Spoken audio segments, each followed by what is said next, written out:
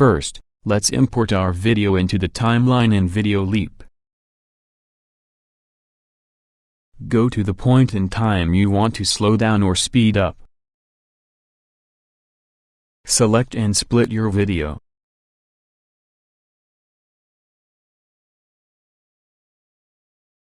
Select the part you want to change its speed, then select Speed from the menu.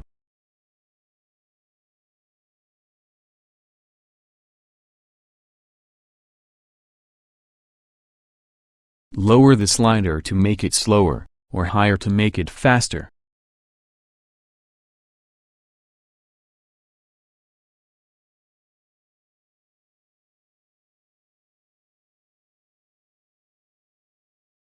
The slower it is, the longer the video will be, and vice versa.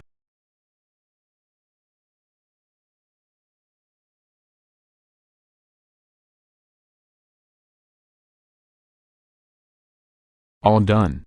Please subscribe.